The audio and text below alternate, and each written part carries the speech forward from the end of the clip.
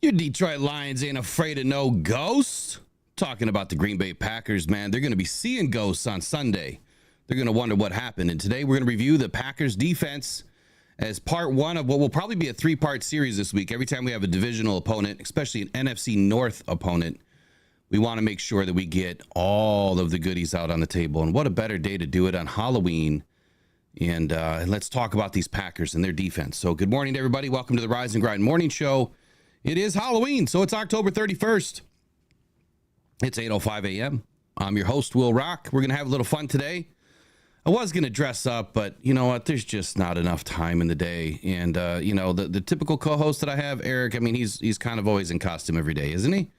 So I think we get enough of Halloween. I'm just kidding, Eric. We get enough of Halloween every day. So how's everybody doing today? What do you guys want to talk about is going to be the main question here in a little bit. I will have Jared on this morning, probably around the 9 a.m. hour.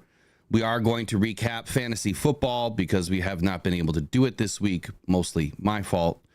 And so we'll recap some fantasy football this week. That way you can get your Thursday lineup set if you do require some of the information, as well as want to get his take on the Packers and what he's thinking about this defense or this team in general.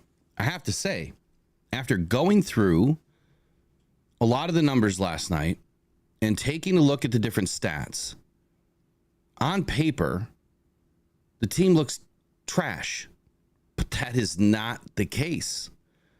I watched some of last year's Thanksgiving Day game, specifically looking at Rashawn Gary and others, but looking at the defensive line and what they presented for issues with Taylor Decker, because that is my number one concern right now is Taylor Decker. And what this defense is going to give him as far as fits this weekend.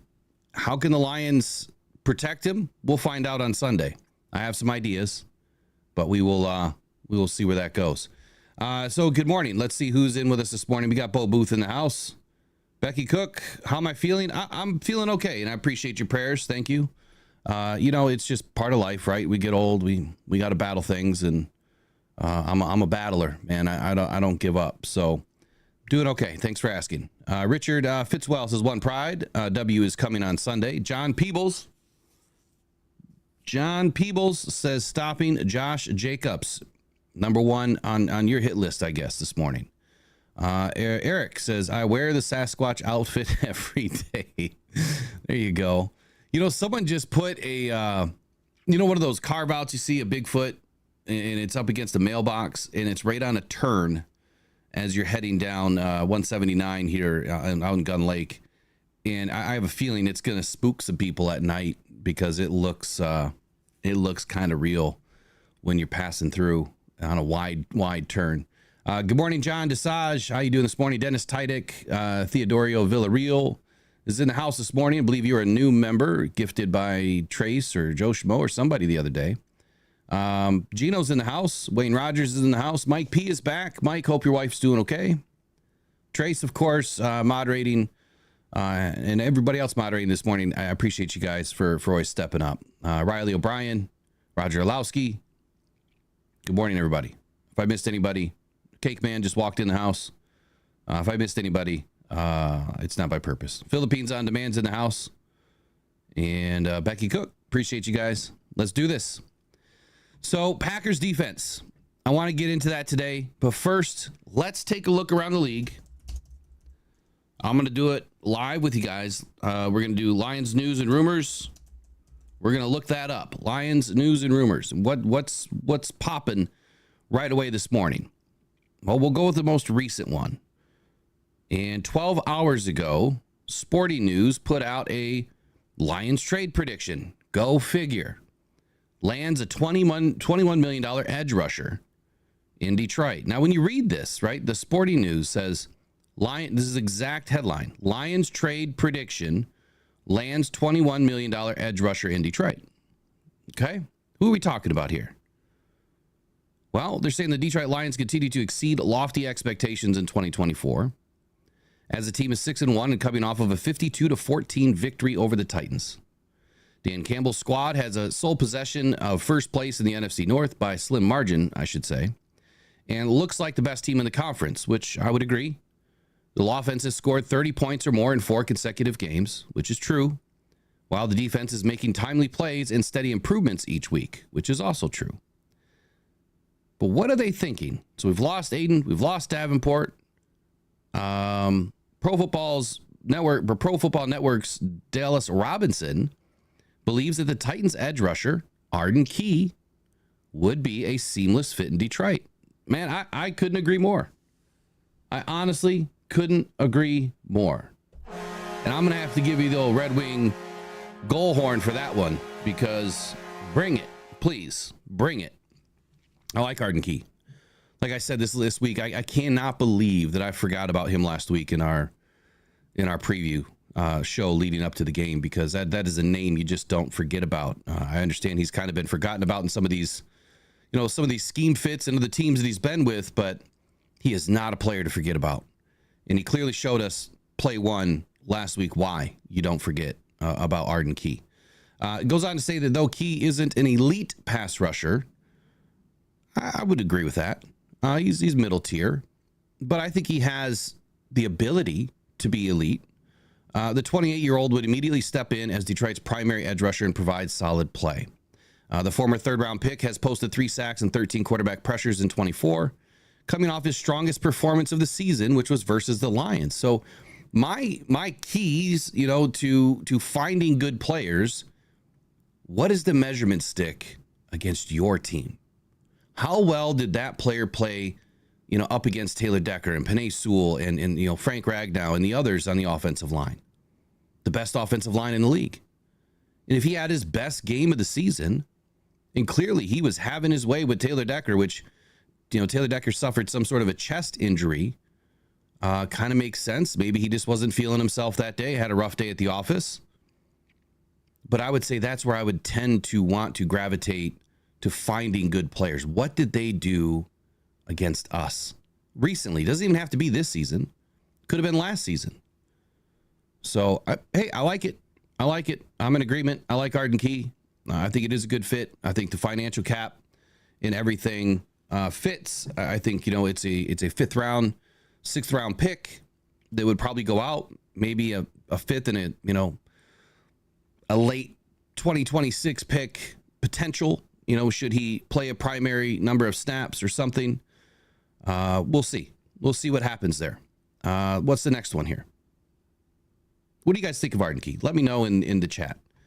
And I also got to make sure of a couple other things here real quick before we get rolling. Got 70 people in, 26 likes already, doing a good job. Let's get this thing cranked up. Get us over 50. We crush the ads. We turn them off. Like Dan Campbell says, we got to crush the can. We got to crush these ads, man. We got to get them off. So the quicker you guys get over 50, the benchmark's going to move next week. When we get halfway through the season, benchmark's going to 75 likes. So we got to get on it early and often and get us up to that next level. So 50 likes gets those ads off this morning. That way you guys don't have to pay for YouTube Premium.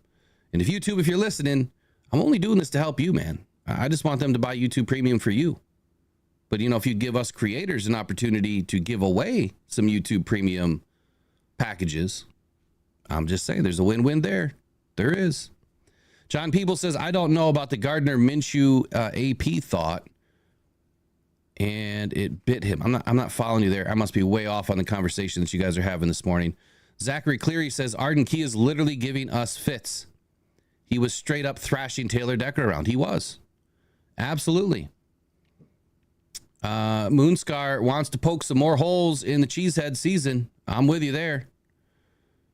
Matthew Agristan says, no fear, Coach Gump is here. Any relation to Taylor? Trace just gifted 5 Rocked On Detroit Lions memberships. Let's welcome in our new 5 members. Christopher Cunningham, T.A. Scratch, Will Akers, Jeff Spangler, Jonathan Fleming. Hey, Jonathan Fleming's in the house. Good morning, John. John, give me a call today, man. I don't have any of your information. Like, I can't get a hold of you. To try to add you back to Facebook, but I just can't seem to get a hold of you. So welcome in this morning to our new members. We will get you guys, how about this? I loaded up some Lions touchdown stuff. Let's see if that works this morning.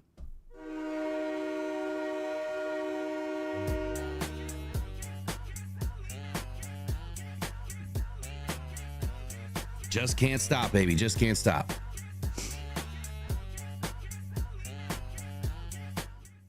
All right. So first question going out this morning is, what do you guys think about the Packers defense? If you were to rate them, 1 through 10, 1 being the worst, 10 being the best, where do you rate them as far as the defense that the Lions are going up against here, so far throughout the season? Based on all the opponents that we've had so far, where does this defense rank in your opinion? Matthew, don't have a clue what's going on with JMO right now. Kind of done with talking about him, honestly. I listened to a really good interview Woodward Sports had with Dan Miller, and I'm going to highlight it maybe a little bit later on today and talk about it because, Dan Miller, what's funny is, I make my comments, give my opinions, and I get slayed for some of it. People think I'm just a JMO hater or doom and gloom or whatever, which I'm not. You guys know that. A lot of you know that. But Dan Miller makes very similar comments after I made my comments. I'm not saying he took my comments or anything like that. I'm just saying he made very similar context-wise comments about the situation. And it goes over really well. And I think that people listen and trust Dan Miller. He's been a long time Detroit Lion supporter, obviously the voice of the Detroit Lions. People believe in him. People trust in him. One of the best to do it ever. And I think that if we take, a little bit of what everybody's talking about here and your own opinions obviously is the only one that really matters. But if Dan Miller can echo some of the same things that I also said, I don't feel so bad in my take. I don't. I think that you have to walk a fine line with these situations. The biggest thing for me is the investment, right?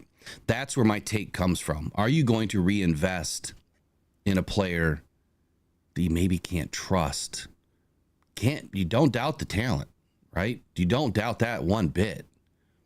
It's the head and keeping yourself in the game, because all the other outside noise is infectious and not in a good way. So that's it. I'm done. I don't want to talk about JMO anymore today, really. Michael Bodo says, don't the Pack have like 7 starters out? And with Love having a groin injury, it really impacts his mobility. Yeah.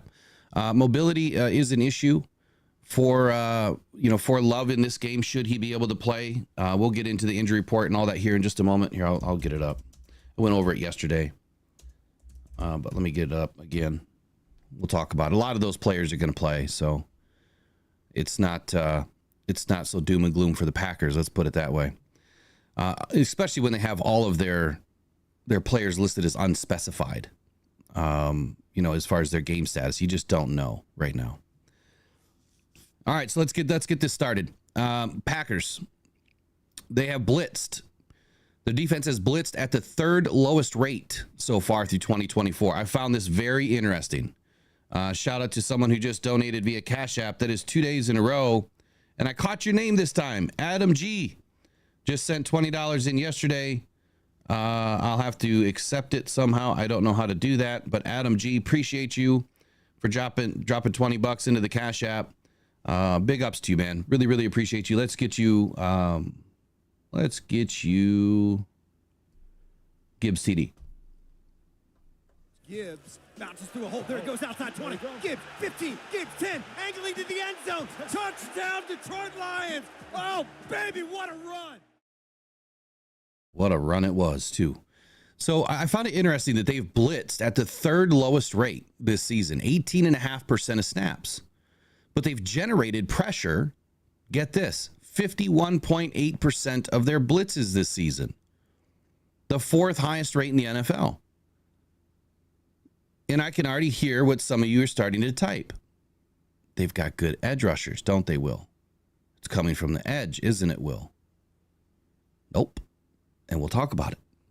Packers have managed to generate pressure on just 27.5% of the time when sending 4 or fewer pass rushers. Their plus 24.3% pressure rate when blitzing compared to when not blitzing is the second largest increase or gap, if you will, between between the NFL behind the Bills at plus 25. So anyone else below them, that's the second largest gap. The Bills are at plus 25%, Packers at plus 24.3%. I should have looked at where the Lions were. I did not. What does this mean for the matchup, right? Jared Goff has averaged a league high 12.2 yards per attempt against the blitz this season. What has been the main complaint about Jared Goff? What do people continually complain about? The guy can't move, right? I started calling him the broken giraffe when he runs because he's a little clunky. It was just supposed to be funny. It's not a negative. He's just clunky. He's tall. He's lanky. He's not smooth, but he can still move, right? If he has to, he just looks a little awkward doing it sometimes. So the big knock on Jared is he's not mobile. He doesn't, extend plays in the pocket, by getting outside the pocket. I would kind of disagree with that. I think that he can extend plays, to a degree. He's not Patrick Mahomes. He's not Jalen Hurts. He's not, Jaden Daniels. He's not, Caleb Williams. He's not any of these other guys, that are running sub 4.5s and able to really move. But he is able to move with good technique, right? Sound mechanics, knowing where to be. That's another way, to be able to extend plays. Just by moving one step left or right or diagonally can do just as much as curling outside of the pocket.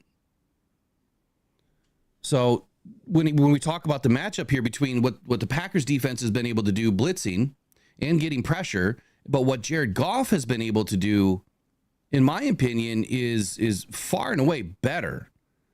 I mean, not only better than what the Packers have faced, but best in the league. Goff has completed every single one of his 7 passes against the blitz for 56 yards and 3 touchdowns in Week 8 versus the Titans. Let me say that again. He completed every single one of his 7 passes against the blitz for 56 yards and 3 touchdowns in Week 8 against the Titans. The Packers have a defense. Listen to this. They have 12 guys with a sack. You want to talk about pass rush committee, right? Or pass rush by committee. 12 guys have a sack. The team is tied for 7th in the league with 21 sacks on the season. 7th. And also league leaders in takeaways with 10 interceptions. They're at the top of the list, or top 3. However, Love has thrown 9 interceptions this season, which leaves the Packers at only +1 when Love is in the game. His interception to takeaway ratio is only +1. Not good. Especially when you have ball hawks like Kirby Joseph and Brian Branch. And Amik is going to get his. Terrian's going to get his at some point. For comparison purposes, I had to talk about the Lions here. Even though today's mostly Packers, the Lions have 10 interceptions. And tied for 8th place with 20 sacks. Hold the phone here. I thought everyone's been saying we haven't been getting sacks. We're not getting pressure. We're not doing a good job. We need all these edge rushers, which I agree. We do need somebody because we can only go so far with the depth that we have. But we're 8th in sacks this season. And quite honestly, when you look at the statistics, let me see if I still have it up. When you look at the statistics, I don't think I have it up anymore. Shoot. I think the league leader has 35 sacks on the season. Someone can correct me if I'm wrong there. And then I think it drops by like 5 sacks to second place, like down to 30, 29, somewhere in that range. And so from first and second place to tied for 8th, it's not that much. I mean, you're talking 10, 12, 15 sacks, but is that, I mean, the majority of teams are below 27 sacks. Like 28 or 29 of the teams are below 30 sacks on the season. Might even be more than that. Might be 31 teams are below 30. That's why I need it up. So if someone wants to look, that'd be great. Vikings. So let's talk about the Vikings for just a second. For, again, comparison purposes, they have 12 interceptions. They are the league leader, and they are tied for 4th in sacks.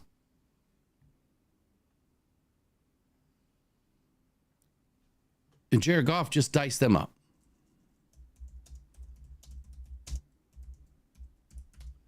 Maybe just pull this back up real quick. All right, defensive leaders for sacks. Here we go. Your New York Giants are first place with 35. Denver Broncos are second place with 30. You know, let's take this a step further. Let's go NFL rankings alongside. And then we'll come back to the Packers. Let's go NFL rankings alongside of this. And let's see if it really matters a whole lot. So we'll start with the New York Giants. They are leading the league in sacks. Okay. Where are they in their division? 2-6. Last place in NFC East. Denver Broncos. Denver Broncos are second place in sacks with 30. They are in second place at 5-3 in the AFC West. Houston Texans, third place with 27. We know Houston is starting to bounce back a little bit right now. Your Texans, if you are a Texans fan, are leading the AFC South 6-2, and they are they're surging right now. They really are. They're playing good ball, and they're getting a couple of players back, and they lost Diggs. But Baltimore Ravens, they are in 4th place, tied for 4th with Minnesota Vikings, and of course we know that Baltimore Ravens playing high ball right now, playing pretty good. But they are in second place in the AFC North, 5-3. And the Minnesota Vikings, of course, right there neck and neck with the Lions in the NFC North. Kind of got like they're in second place. Well, I guess they're really in third place. The Packers are in second, but kind of tied with us with wins. They just have one more game than we have played. New York Jets, 23 sacks. So they are 5th place, technically, with 23 sacks. And they are absolute trash at 2-6. Then you have the Washington Commanders, who playing at a high level. Pretty good defensive line, 22 sacks. Where are those Commanders at? First place, 6-2. But they're not leading the league in sacks. There's more ways to win this game than with sacks. That's the whole point that I've been trying to drive now for 2 seasons. Is sacks are not the end-all be-all. They are not the cure. They are a component to the game that is necessary and needed. But it has to be within the context of how does it help the game? How does it help your team win? And then you get all the way down to 20th. The Lions are technically tied, for 8th place or whatever. But if we keep going down the list, you've got the Cleveland Browns at 21. Cleveland Browns with 21, and they're last place. You've got the Green Bay Packers with 21. They're neck and neck with us. Tampa Bay Buccaneers with 21. I believe that they're atop the South, right? Nope, they're in second place at 4-4. You got the Buffalo Bills with 20. They're playing good ball. They're in first place at 6-2. So if I were to really, and then you got the Bears with 20. They're trash right now. They're not playing good ball. 4-3. Then you got the Lions, tied with the Bears, tied with the Eagles, tied with the 49ers, tied with the Bills, and they're in first place at 6-1. So if I were to break all this down, which I'm not going to do right now, I think what it would show us is half the teams that, have more sacks than the Lions are in the bottom of their division or near the bottom. And then half the teams that have the most sacks in the league, like the top 5 teams, half of them are still in the bottom.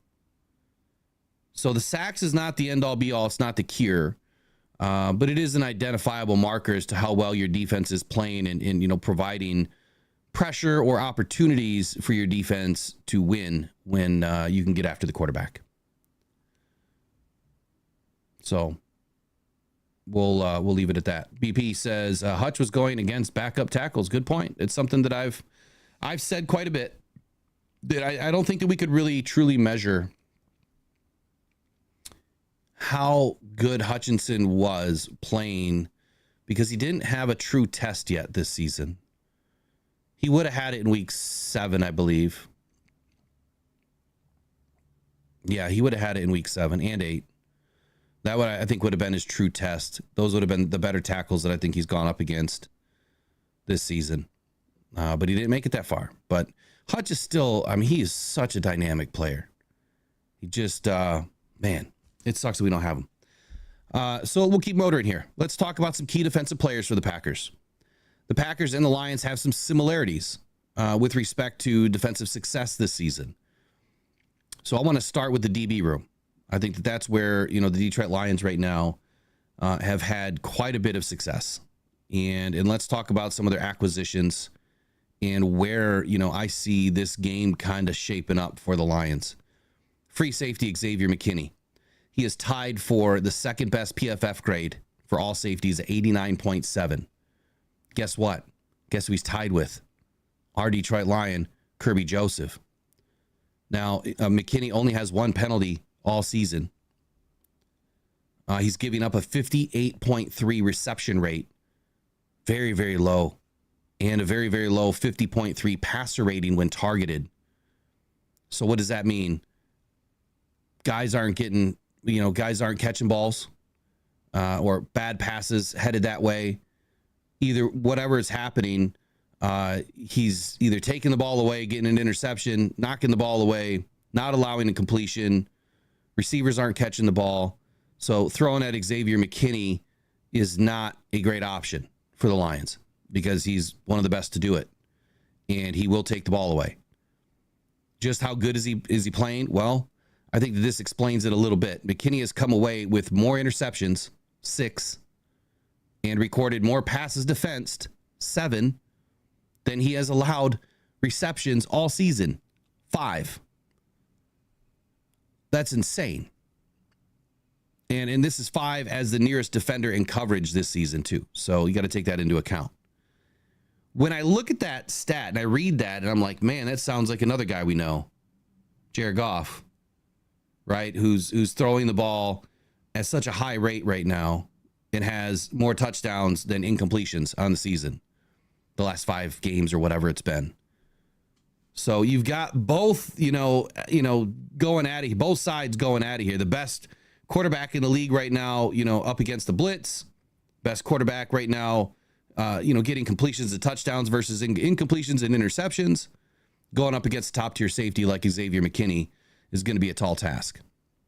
Now in week 8, Xavier McKinney recorded his career high 6th interception, joining Trayvon Diggs as the only players in the last 20 seasons to have 6 games with an interception in a team's first 8 contests of a season.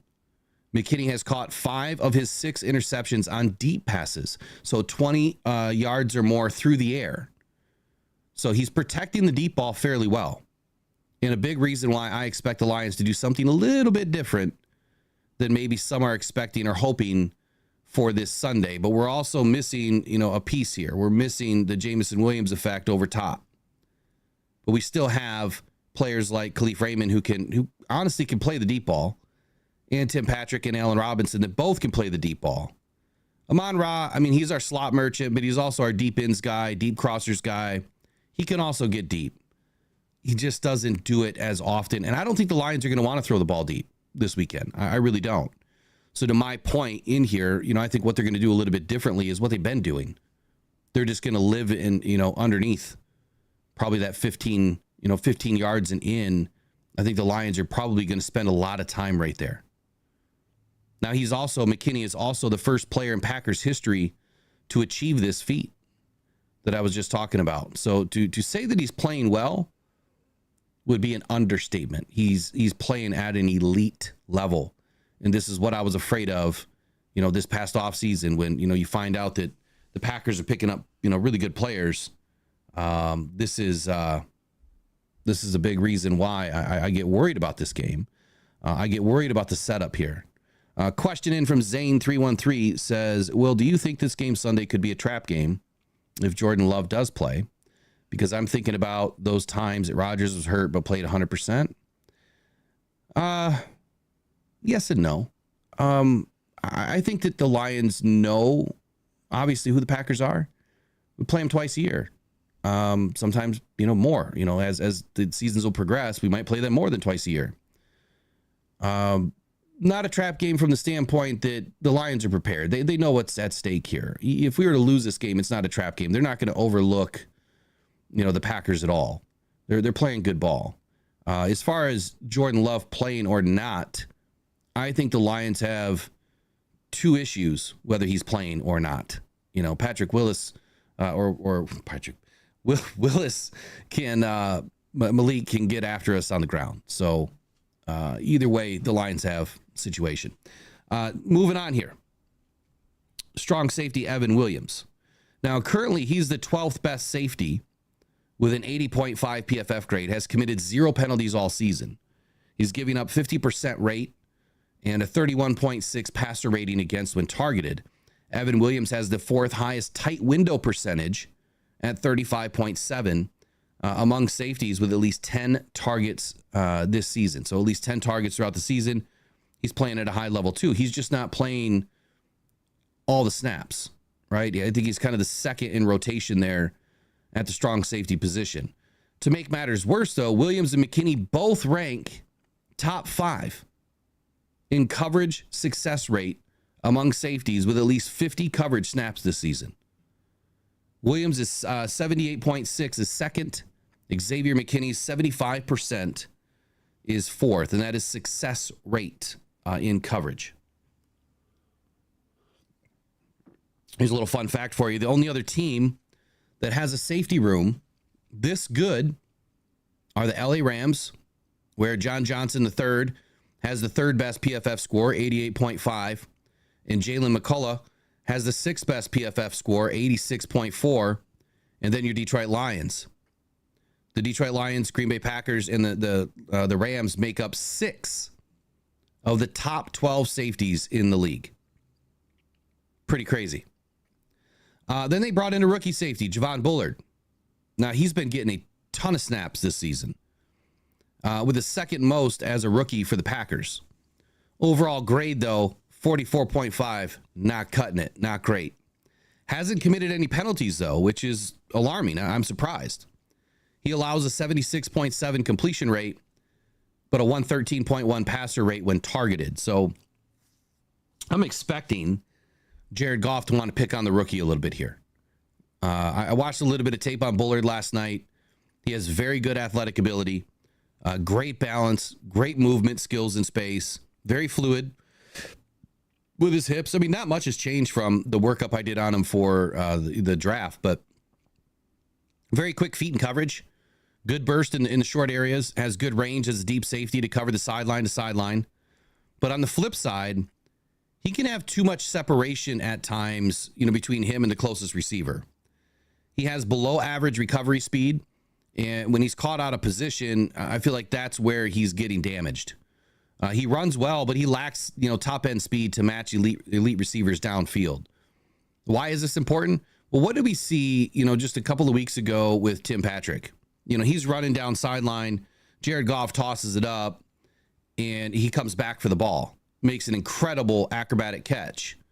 But guys like Tim Patrick know to work to the ball, to work back towards the quarterback. So if there's any sort of a busted or a broken play here, utilizing our speed underneath, I can see where Khalif Raymond is going to shake this dude out of his boots all day. So I expect, between Jared Goff and Ben Johnson to isolate, some of these players, and isolating Javon Bullard in space, in my opinion, is going to be your best way to attack this offense in the passing game. And that can be done, whether it's somehow you're getting him on over top of Javon Bullard, but more than likely, you're probably looking at Khalif Raymond and or Sam Laporta at times. But Tim Patrick, I think, is going to have some opportunity here. Flipping over to cornerbacks. They only have one top-rated corner right now. One top-rated cornerback. Trace, yeah, so, Trace, I just read something yesterday that they were saying that it may not be related. We'll come back on that. I read something on that yesterday about Pascal. Yeah, he's still unknown. He might be out this week. We'll see. They were saying that it wasn't back, like the cancer wasn't back is what I read, which is good. But we'll have to dig more into it. I don't want to put a bunch of, I personally don't want to put any info out there right now without knowing a little bit more. Oh, I just got an alert here. Okay. Jair Alexander. Oh, I better read this.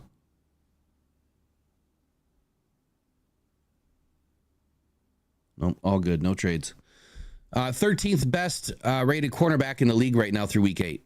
He's only committed 2 penalties this season. He's giving up 56% reception rate with a very low passer rating against of 79.9. Now, Alexander has allowed just 2 receptions for 12 yards on 5 targets as the nearest defender in coverage over the past 2 weeks. So he's playing at a high level. In 4 games played from weeks 1 through 6, Alexander allowed 15 receptions for 232 yards, 2 touchdowns on 24 targets faced, and also pulled down 2 interceptions. As he comes away with more interceptions, 6, and recorded more passes defense, 7, than he has allowed receptions, 5, as the nearest defender in coverage this season. The balance of the corners, though, Carrington Valentine, Corey Ballantyne, Keeson Nixon, and Eric Stokes all rank in the lower third of the top 150 corners in the league right now. Keeson Nixon and Eric Stokes are getting the bulk of the starting opportunities, playing in all 8 games so far this season. Combined, they are averaging a 110 passer rating against and a 65% reception rate. So when I'm looking at their total, opportunities played here, Jair Alexander is second leading in snaps. Keeson Nixon is first with 460. Eric Stokes is third. So those are your 3 primary targets. And Jair Alexander, his overall defensive ranking is a 74.9. Everybody else is below a 60.4. Not that it matters, right? Not that the grade matters a whole lot. It's just telling you a little bit of the story. You have to watch the tape on these guys. They're playing pretty well together. Overall, I feel the top 2 DBs, Alexander and McKinney, will be the biggest challenge for the Lions this weekend. I do feel the Lions need to take advantage of Nixon and Stokes whenever possible, as well as Javon Bullard, like I alluded to a minute ago. So look for those 3 players, Bullard, Nixon, and Stokes, to kind of get the bigger dose of the game plan from Ben Johnson. So whoever's lining up against those guys, or whoever you think is going to have the more opportunity, if you're doing anything in fantasy, if you're doing anything with betting, that's what I would look for. I think that those are going to be the guys that are going to get the most yards on them or the most opportunities for the Lions. I think Ben Johnson, like I said a minute ago, is going to try to isolate these guys. A lot of pre-snap motion. I do see us being stuck in a little bit more of 12 personnel this weekend, though, given the way that this defense plays. I think that that's just going to be the common denominator for this game. I could be totally wrong in what I'm seeing, but what I'm basing this off of is how their defense is putting offenses in bad positions. And that's typically when they're going light and they have more receivers in the game. They're able to kind of pin back a little bit and get after the quarterback, which I don't want to see happen this weekend. What do we have in here in the chat? Anything? Peter Van Larhoven, Love can't run right now with his groin. Stafford is a pinpoint passer where Love lobs the ball and hopes for receiver help. That's a good point. Good morning, Ed O'Neill, Detroit Grit, David Barnett. A few others that also just joined. Steve K, Jody Crithers. So next up, let's talk about the defensive line. I think this is where everybody is a little bit worried. Taylor Decker's been kind of off the last couple of weeks. Packers defensive line have really adopted an approach of fresh legs. If you guys remember, and you probably don't, because I've put out, I don't know, a few hundred videos already this year, but this offseason, I said, the Lions are going to be really deep on the defensive line. And we're getting another guy back. Broderick Martin's finally coming back into the fold. Our defensive line is going to be really deep. And I thought that what I had seen, out of Aaron Glenn in the past and kind of what he was trending towards is, man, he can't wait to have some man DBs. And, man, he can't wait to have a deep defensive line that he can rotate. And that's what the Packers are doing. They're rotating as often as possible. Against the Texans, the Packers rarely ran the same 4 defensive linemen on any given play. Not only did they preserve Green Bay's pass rushers throughout the game, but it also presented a different look with every single shift in personnel.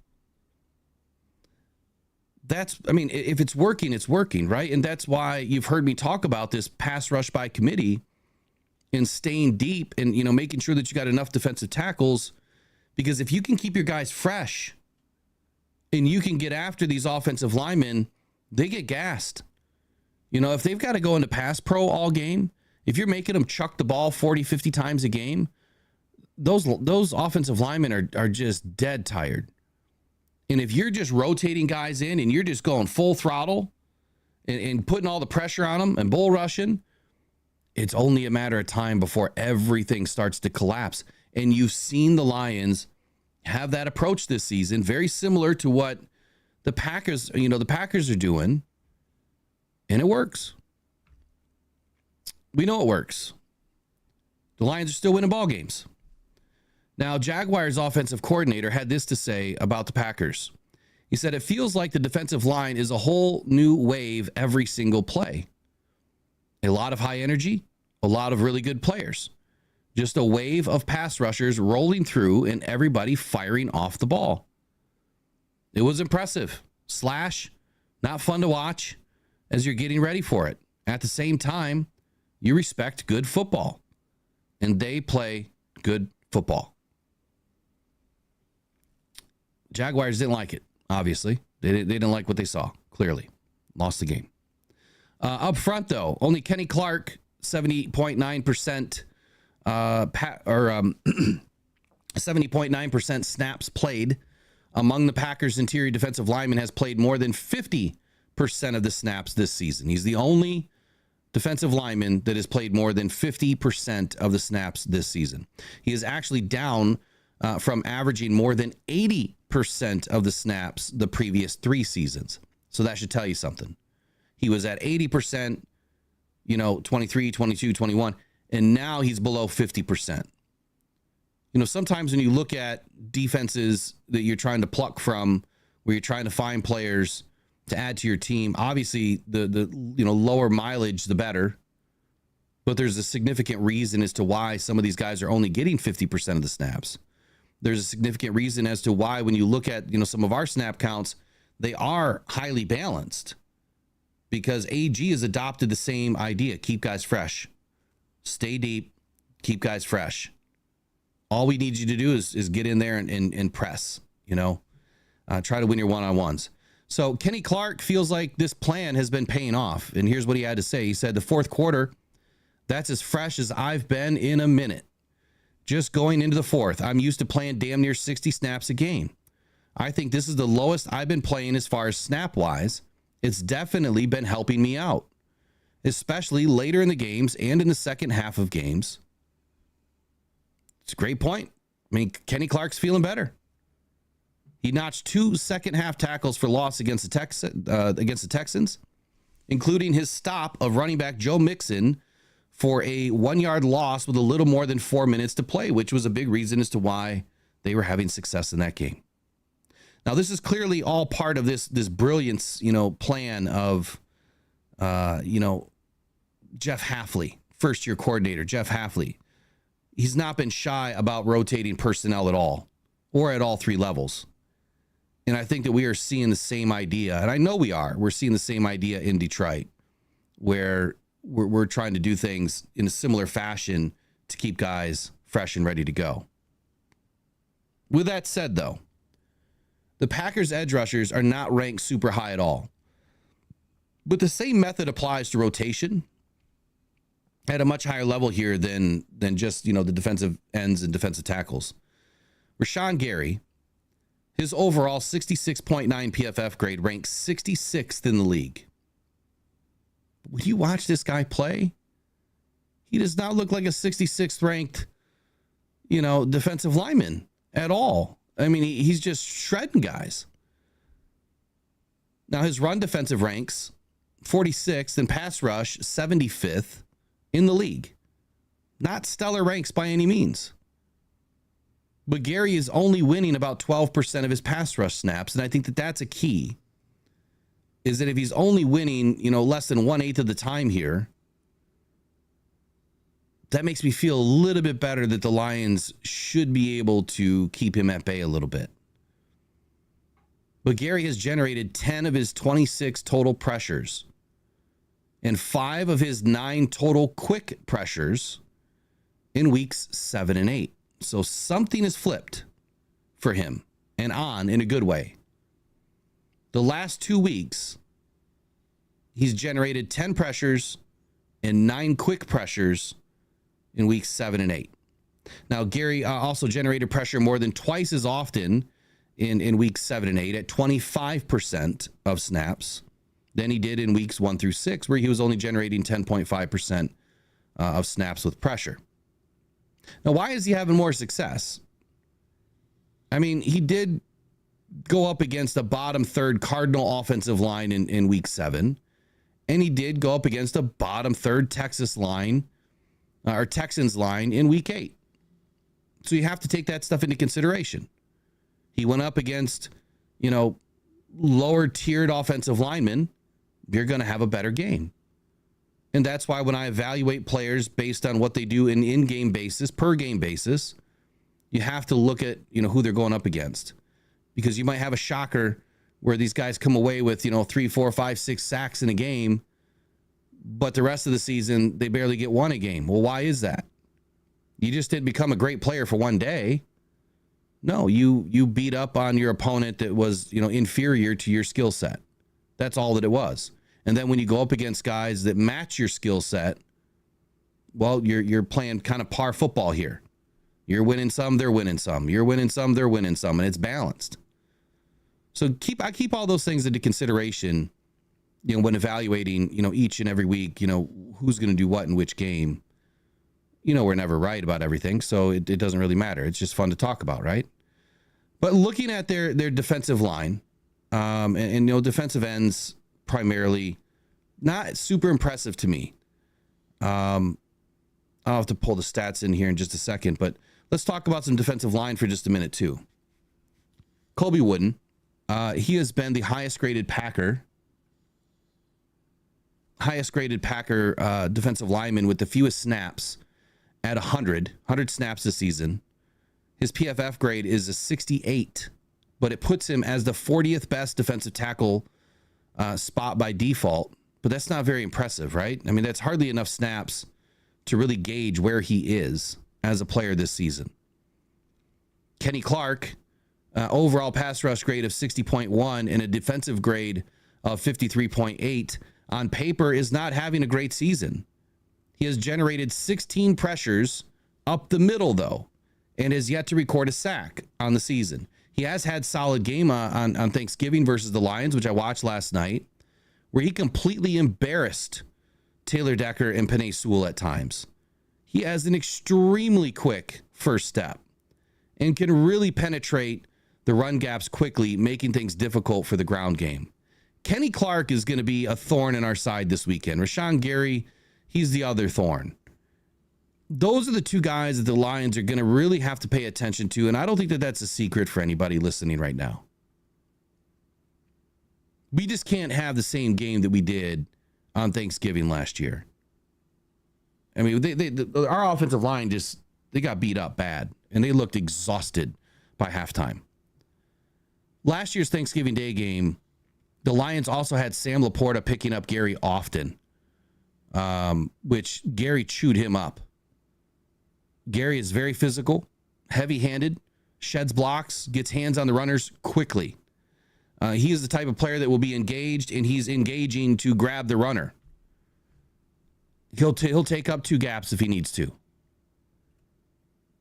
And he does this in an effort to at least slow the play down enough to where help arrives and they stall out the run completely. Sam Laporta, I feel, has gotten better with his blocking duties. But last year, you could tell in that game, man, he was way overmatched. He could not stick to a block, on Gary or Clark for more than a second, it seemed like. Now, he did have some good reps. He definitely had some good reps. But Sam Laporta was like a fish out of water trying to block those guys. And we're talking, free release guys, too. So where Penei Sewell might have been, driving down the line, crashing in, and Sam Laporta's on the outside picking up, Gary or Clark or somebody. This year, I'm hoping we do a little something a bit different, where maybe we have, a swing tackle in, somebody a little bit bigger, a little bit stronger. Even if that's a skipper, I would much rather see a skipper than a Sam Laporta here. Or you can start with Sam Laporta, back end, with skipper, Sam Laporta free release, dump it over top to Sam Laporta. That's the play that I'm looking for. This game, we need to see a bigger emphasis placed on chipping and pre-snap motion to get blockers onto Gary and help out Sam Laporta or Taylor Decker. The inside zone scheme is where Gary does his best work. So if we're running inside zone run scheme this weekend, that's where Gary's going to have a lot of fun. Hopefully not, but that's what the tape told me. Outside zone, not so much. The fact that it could be a little muddy, could be a little chilly. Looks like it's still in the 50s in Green Bay. We should still be able to run the ball effectively, I'm hoping. Next guy up here, Carl Brooks. The 66.1 PFF defense grade, 44.3 run defense, 30.1 tackling, 59.1 pass rush. He has 12 total pressures on the season, 2 sacks, but he's missing 23% of his tackles. He was one of my favorite defensive linemen coming out of the draft last season. He ranked in the top 3 rounds, but he slipped all the way to the 6th round. And the Packers, in my opinion, absolutely stole him like the Lions stole Christian Mahogany this year. He will become one of the better rotational linemen in the game. He already is. I felt last season that would have been the guy that I would have taken. You could have taken Broderick Martin. There's obviously a reason why we have Broderick Martin. I would have doubled down and taken Carl Brooks. But I have a feeling that Carl Brooks was taken before the Lions had an opportunity. I think we gave up all of our picks, but Carl would have been one. I'll try to come back to the questions here in just a moment, guys. I just want to finish this. I got to get a segment going here with Jared when he pops in. The entire team defense has about 120 pressures on the season for the Packers, or an average of 15 pressures per game, with 24 sacks on the season for an average of 3 per game. 8 of the sacks have come off the edge. I want to say that again. 8 of their sacks have come off the edge. 6 from the middle, 7 from the linebackers, 3 from the DBs. Jeff Hafley is very diverse with his blitz strategy. He doesn't really do the same thing twice if he can help it. The entire strategy here is to keep the offense guessing by employing a pass rush by committee that can come from anywhere at any time. I would be lying to you if I told you I don't like that style of defense. I've always spoken about a hive defense. And if you think of a beehive from the strategic standpoint that you've got all of these worker bees working together in unison, they're all doing separate jobs, but they're all working to do the same thing. This is what a hive defense looks like. Everybody on this team is responsible for creating pressure, for getting sacks, for getting turnovers, for winning their one-on-ones. And they're all doing it independently, but together. They're working together. You don't just have one defensive end that's getting all the sacks. You don't just have one defensive tackle that's getting all the sacks. They have spread it to everybody. That's smart football. When you're attacking from multiple zones and multiple points. Now, I'm not, some sort of a military expert or anything, but I'd love to have someone come on and explain, why it's so important to be diverse out in the field. Multiple attack positions, right? You don't just come from the same spot and tell everybody where you're at. Nah, you're hidden all over the place. You're sending this player, then that player, then from this side and then from that side. It's very smart. So let's not let the numbers fool us, though. This defense, honestly, has been kind of mid at best on paper, but the eye test and the smell test both tell me something totally different here. This is not going to be an easy game for the Lions. And I'm not saying that we can't come in and dog walk them because our offense is that potent. But this is not going to be an easy game in Lambeau. It's just not. I'm going to finish with... Oh, ads. I'm sorry. My bad. I got you. There you go. Done and done.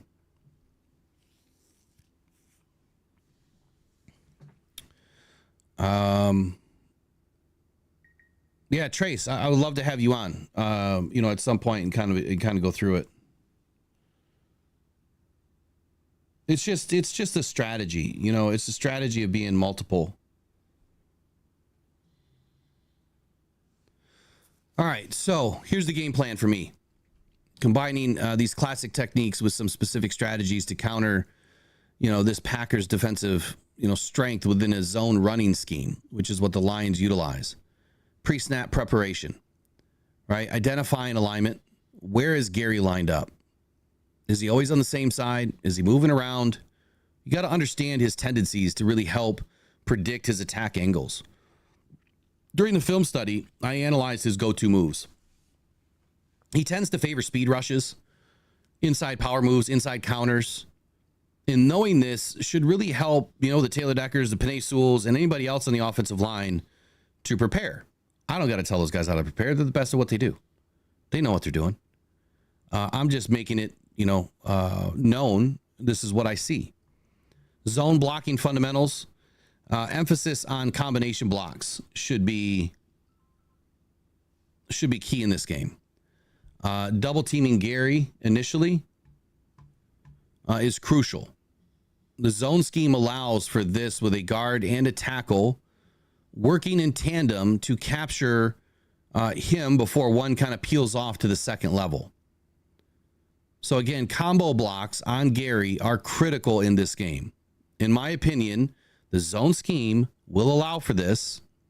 You either have a guard or a tackle, I'm repeating myself, working in tandem, or a tackle and a tight end, or a guard and a tight end, or a guard and Parker Hess, whatever.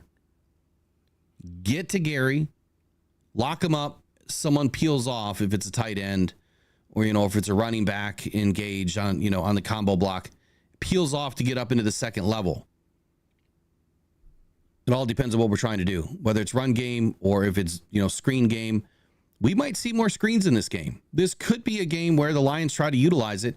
Our screen game has been terrible, absolutely terrible. I like our deeper screen game. I don't like the screen game that we're running at the line. That has not been functional at all. I think it's also imperative that we've got to watch for low pad level on Gary. He's explosive, man. You cannot be up standing up tall on this guy. Laporta attacks a little too high, or at least he was last season in the review that I did. He's got to get lower. You've got to be lower than any defender that you're assigned to. You've got to win at the leverage point of attack. Prevent anyone from driving him back. Even a second and a half or a second is sometimes just long enough to get Montgomery or Jahmyr Gibbs out of the zone and into the second level. That's all you really need to do is get low and drive for it. Just open the lane just a little bit. You have to maintain proper angles. I think it's extremely important that in a zone blocking scheme, angles are everything.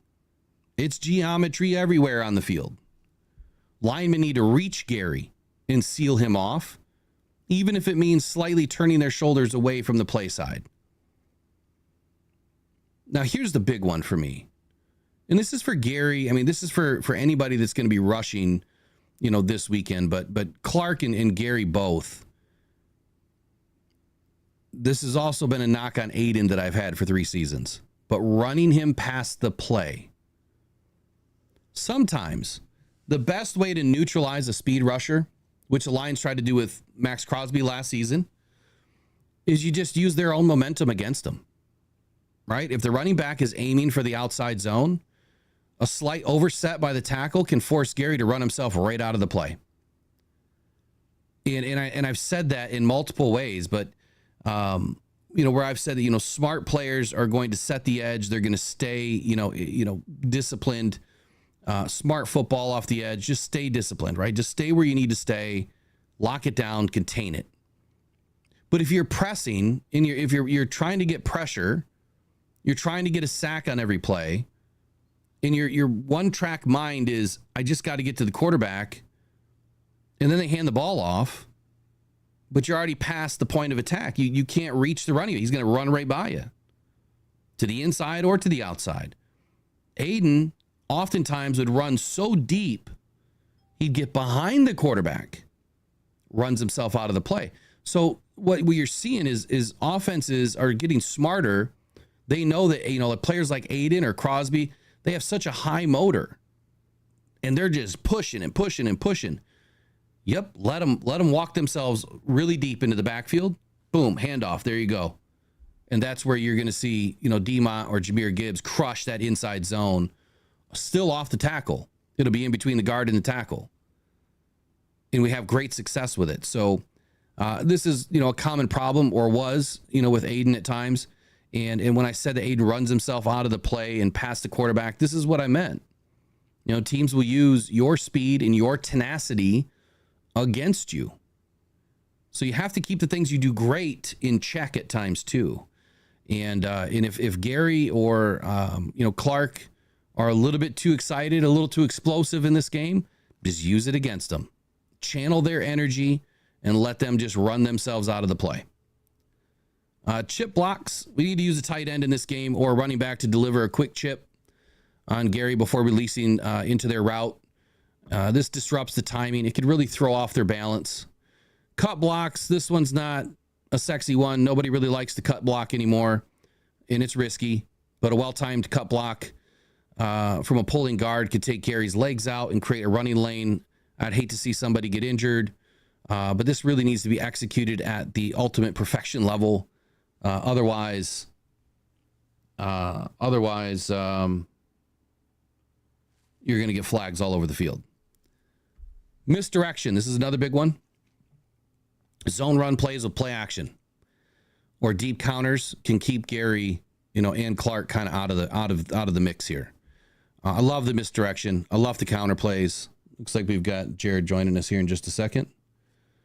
And that's really it. So for the game plan, exploit the weaknesses, right? Mix it up.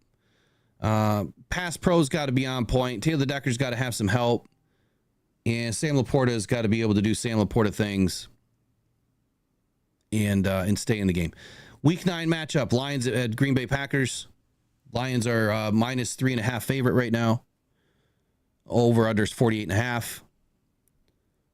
And on the season, the Packers offense is throwing 231 yards a game, 156 yards on the ground, 27 points per game, only allowing 21.3 points per game. So those are my key defensive strategies this weekend. That is your Packers defensive breakdown in what is step one of a 3-part series this week. We'll be doing the offense tomorrow, and that's where we're going to be talking about both offenses. And then maybe later on tonight, I'll probably do something on the Lions defense. I just haven't got that far yet, or I might save that for Sunday morning. If I don't go to the game, I'll do Lions defense on Sunday morning. But let's welcome in Jared this morning. He looks like he's waiting for me now. Let me get him in here.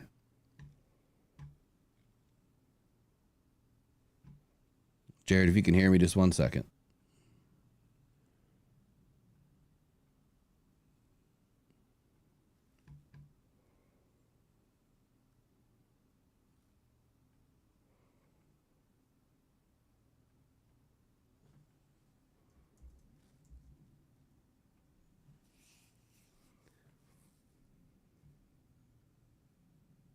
All right, that's working.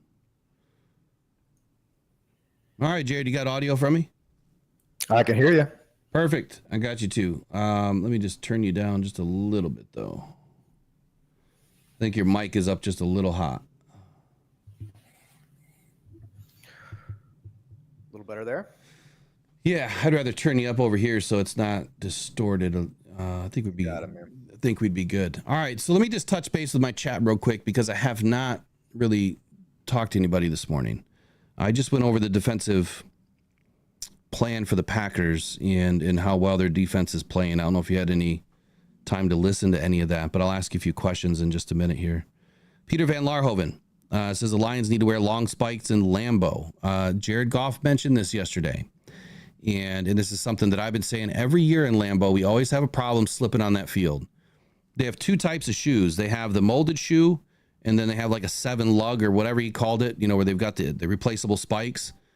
They just need to go with the 3/4 spikes, the 7 lug. It's the longest that they can wear legally. You might as well just put the best one on. It's always nasty in Lambeau.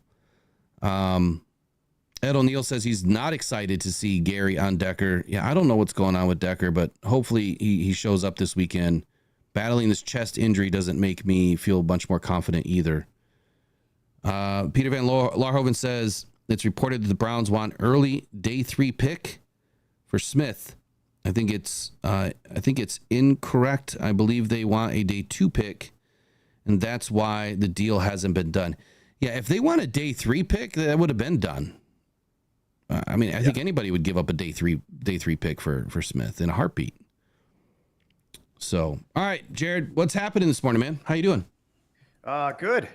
I after a nice month off, actually back to my day job this week. So I'm a little more dressed up. I've got a collar on, So once we wrap up here, I'll pivot to that. So getting back in the groove, man. Back in the fray. Yep. I'm trying to get the sheet open here.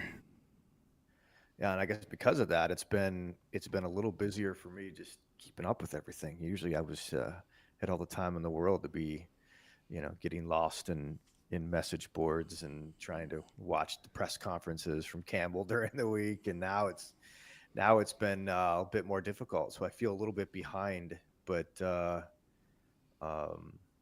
yeah, I'm just, it's helping the time go faster, which is good. I'm excited for this game this Sunday. Well, if you just tune into Rock Down Detroit Lions, I think they do a pretty good job at covering most of your bases for you. They do a great job. My kids don't do a real good job of letting me listen every morning. That's the problem. Yeah. All right. So we missed out on Tuesday. I had my issue there with procedure, and yeah, man, I hope everything is well. Yeah, I'm doing fine. Just got to get through these things just to make sure that I stay healthy. Yeah. Exactly. But fantasy football, let's do a recap here after a few moments. Since we're talking about the Packers right now, this morning I covered the defensive side of the ball and kind of outlined where the defensive line is, and there was a few key things that I wanted to point out and kind of get your take on. number one, the Packers defense is blitzed at a third lowest rate in the NFL, 18.5% of snaps. But they've also generated pressure on 51.8% of their blitzes this season. This is the fourth highest rate in the NFL.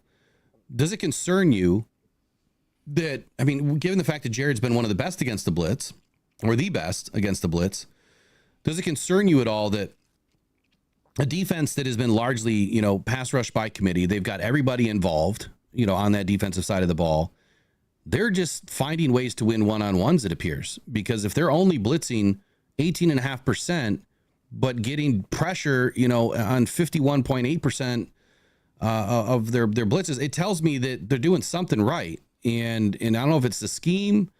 I don't know if it's the individual players. I'm sure it's a collection of both. But what would really have you concerned against this defense this weekend for the Lions? Where do you really see, you know, some of the hangups? I think we're going to see more blitzing than usual from the Packers. And I think the defensive front, I think, is probably, if there is a weaker unit, it's the front four for Green Bay. Linebackers, Clay Walker, McDuffie, very solid. Now, I don't know if Jair is going to play, but the back end is really good. Xavier McKinney's given them, you know, the freedom to rush four, or just when they do blitz, it's pretty effective because there's good coverage on the back end too. I think we're going to see more blitzing. I think they've been blitzing at the right times, right, and in the right ways. I haven't seen all the games of the Packers yet, but they are definitely they're definitely a defense that looks a lot different without, was it Joe Barry? I think that was his name before. The previous DC.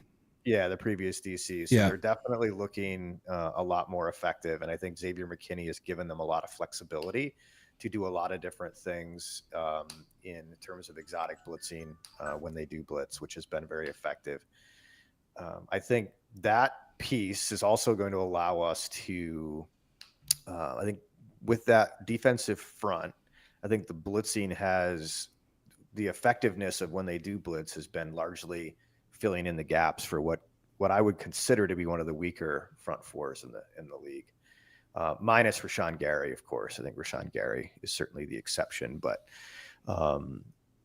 Slayton up the middle, I think his PFF grade is sub 40. Like it's, so I think there's some weaknesses up the middle of this defense, but all in all, they've also, I follow some things in terms of on the betting community on luck ratings, and they kind of factor in like where does luck play into a team's success in any given day or any given week. And on the season, the Packers ranked, I think, 6th in luck rating, meaning they benefited from bounces essentially or mistakes from the other team more than anyone. And so if we can make sure we're solid on those blitz pickups, if we've got the right communication, like I think we're going to be okay. So I'm not overly concerned, but we've got to be looking out for everything. Yeah, I would agree. This is a bit of a different defense than what we've seen before. Jeff Hafley, very, very unique defensive-minded individual.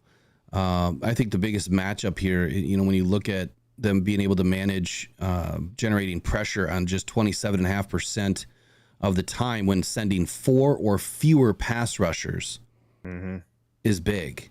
They're not having to send everybody.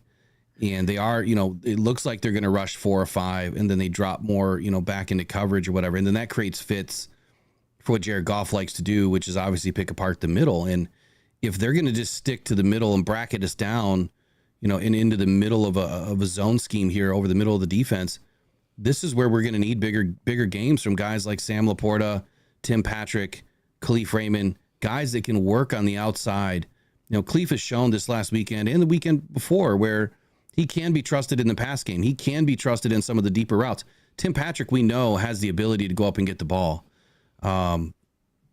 When speaking of their safeties, though, I don't know if you knew this, but the safety situation for the Packers is near identical for the Lions. McKinney and Kirby Joseph are tied as the second best safety grade in the league. Of course, we know who, you know, number one is between Kirby Joseph and Brian Branch, but they have a very similar situation with their DBs where they have, the second best safety group. We have the first best safety group in the league, and the Rams have the third best safety group. And all three of those teams combined make up 6 of the top 12 safeties in the league, which is pretty incredible. To have one good safety, let alone 2 like that. But my non-concern was their DBs. So where do you make up of their DBs this weekend? Because outside of the safeties, their DB grades are just pathetic. They on paper they don't look good, but when you watch the game, it's a bit different. Yeah, I think because I mean, you also got to think of actually, I haven't seen where's Jair Alexander. Did he practice yesterday? So he didn't practice. So if he's out, obviously that removes their best corner. He did not practice yesterday. Josh Jacobs didn't practice. Jenkins didn't practice. Jordan Love didn't practice. Josh Myers didn't practice. And then Rasheed Walker and then Evan Williams, which is another, big one there. He's like the top 12 rated safety in the league. Yeah, he's their, I think their strong safety. Yeah, I think a big thing is going to be on Jair Alexander. What I don't know, what I need to look at is does Jair, does he move around the field or does he lock down a side? Do you know? I do not know if he's been traveling. I didn't watch any games from this season. I watched last year's Thanksgiving Day game last night. Primarily wanted to key in on Clark and Gary and to see what they were doing to our offensive line because our offensive line got trashed. And so I was really trying to key in on what they were doing, but I don't know if they're traveling a whole lot or what. Yeah, it looks like he shadows. Yeah, it does look like he travels. So he will be a big one, right? But what I don't think he's going to do is probably play in the slot much. So I think it could be a nice day for Laporta, for Amon-Ra. The other thing about this though too is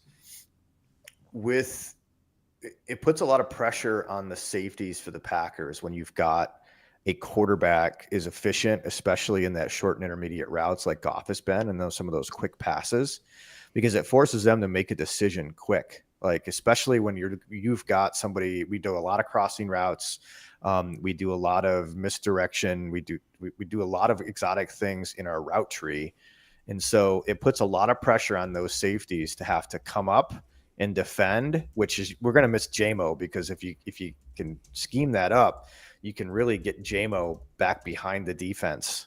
So him not being in the lineup is going to allow those safeties to maybe be more aggressive on some of those crossing patterns, or those short to intermediate routes where the safety can get help. So, there's a lot of talent back there. I'm trying to look at their schedule too, and into the teams that they've played so far. They haven't played a schedule that I would consider to be very tough, right? They've had the Colts, they've had the Titans, they've had the Rams, the Cardinals, the Jaguars. So I think a lot of their metrics and what they're rated at is more appropriate to what they've played. I think we are going to be by far the biggest test that they've had. They had the Eagles in week 1 down in Brazil, which I'm not even really counting that. It's really hard to figure out how do you evaluate that game, especially week 1, because week 1 is such a crapshoot anyway. Yeah, the next toughest, they had the loss against the Vikings, and then they had the win against the Texans. So they won one and that was 2 points either way. So they beat the Texans by 2, lost to the Vikings at 2. That's been their toughest test so far. I think to your point, when you look at their schedule, and I haven't pulled up the analytics as far as where they're considering strength of schedule this season. But yeah, to your point, I mean, look, they narrowly beat the Jags by 3. They narrowly beat the Texans by 2. They had their biggest win of the season against the Cardinals by what, 11 points? 21 points. I'm sorry, 21 points. The Rams, they won by 5. Vikings, they lost by 2. Titans, they won by 16. The Colts, they barely won by 6. And then, of course, the Eagles, they lost by 5. So, yeah, they have not really dominated, like a 32 or 28 point win like the Lions have. Well, and the Rams that was a beat up Rams team too, that they Barely hung eked one on to out. win by 5. Yeah. So listen, the Packers are good. I think the Packers are probably, with a healthy Jordan Love, are probably the team that scares me the most in the division at this point. So that's going to be the next question. Is Jordan Love going to be playing or not? And I think that whether he plays or he doesn't, the Lions are up against, kind of a double-headed dragon here. They've got, Malik Willis, who's shown that he ain't afraid to make plays. He ain't afraid of no ghosts. He's been playing well this season. He can run. He's got a cannon for an arm. So even if Jordan Love is not playing, I think that will still give this defense a matchup to worry about. He is a big boy. He's a big dude. I mean, trying to bring him down in the run game is not going to be easy. And then you've got to look at the other side of this. So Jordan Love, if he does play, he's going to be hampered by that groin. He's not going to be able to move very well. And I don't care what anybody says. Groin injuries do not heal themselves in a week.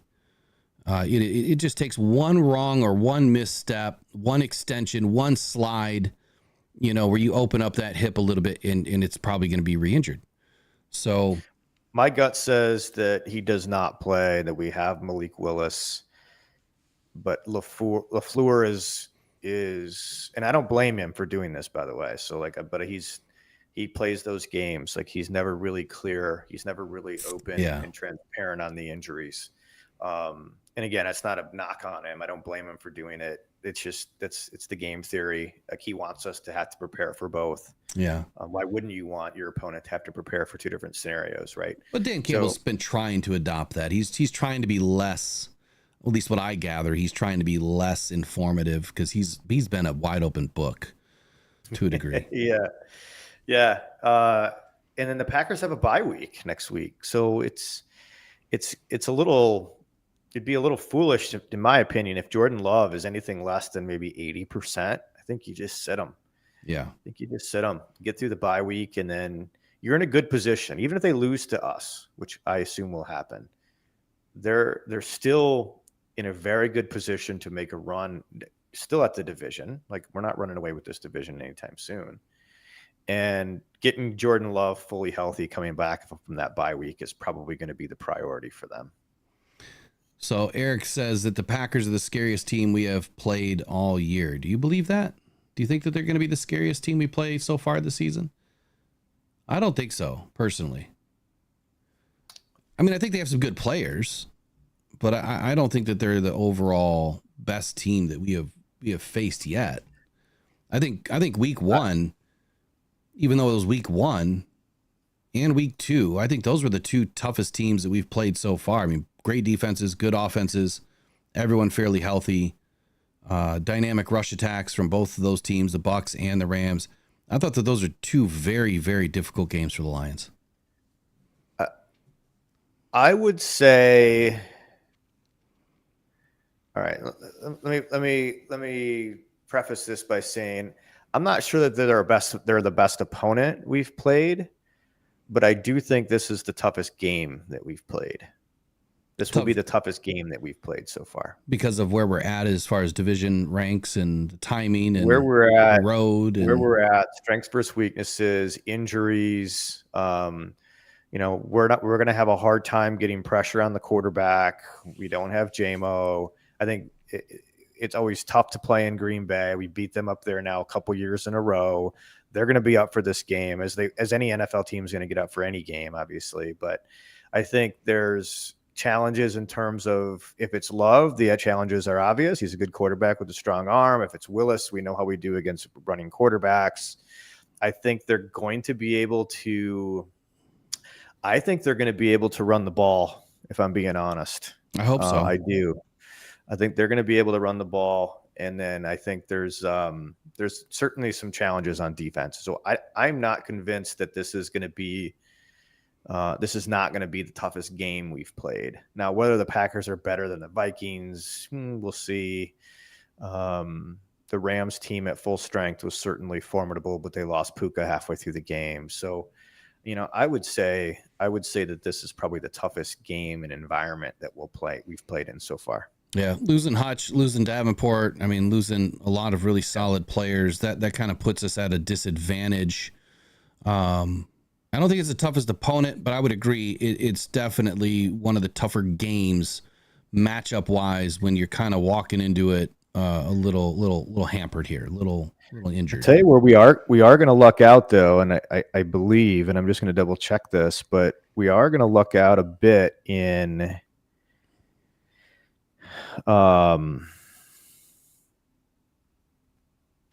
well, it could be worse for Lambeau. It's going to be a high of 53 with rain on Sunday. Lambeau wet is not fun. Exactly. So the conditions are going to be a little bit rough. Goff does not play well in the cold. Now 50 degrees. I think they mark his splits at 40 degrees. It's 40 degrees or colder. It's not good. No, he did but play a wet ball. He did play a hell of a game though. Week 18, 2022 it was extremely cold, but we ran the ball. Yep. Ran the ball. Yep. And we should be able to do that. But overall, yeah, I think we're in for a kind of a wet, damp, cold day. Again, not the worst we've seen, not bitter cold, but certainly going to be probably the second coldest game we'll play all year. Yeah. Detroit Grit says they're just going to spray our practice field with water. They probably do. I wouldn't be surprised. I'd imagine that they would do something like that. Yeah. And we're not getting a lot of, with the being unseasonably warm here right now, we're not getting a lot of practice outside in what the conditions will be on Sunday. Yeah. But yeah, Lambeau's not a new place for the coaching staff. It's not a new place for the equipment team. Like they'll have everything we need to be successful. We've won up there a couple years in a row now. Got a nice little run. I remember the years when we had like 22 years where we had one up there that we snapped a few years ago. So I think we'll be ready for it, but it's going to be something different that we're not used to. So I'm going to make 2 quick points and then we'll get into fantasy recap here. Week 9 already, yeah? Jeez. Yeah. Jeez. Yep. Week 9, man, it is really flown by. So 2 quick points, 1 offense, 1 defense. We'll start with the defense. Rashawn Gary generated a season high 7 pressures and 1 sack on 18 pass rush attempts against the Texans, resulting in his second highest pressure rate of his career, 38.9%, with a minimum of 10 pass rush attempts per game.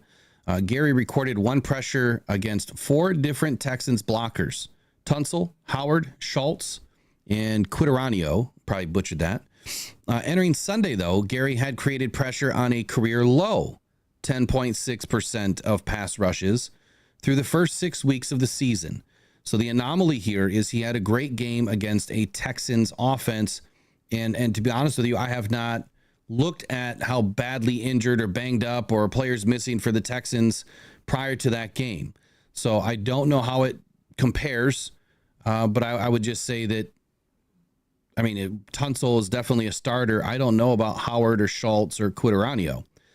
When looking at his pass rush, throughout the game, he is primarily rushing from wide 9 left and interior hash over top of the tackle, taking the gap between the tackle and the left guard there, or right guard. So between Penei Sewell and Kevin Zeitler is where Rashawn Gary is probably going to try to spend the majority of his time. Yeah. And that makes me feel better, right? If that's where he's going to spend the majority of his time, that makes me feel better than the other side. Because he's usually on the left side of the defense. Yeah. I think. So I just don't want to see Taylor Decker get torn apart here. On the offensive side of the ball, so a little offensive love here for Rasheed Walker.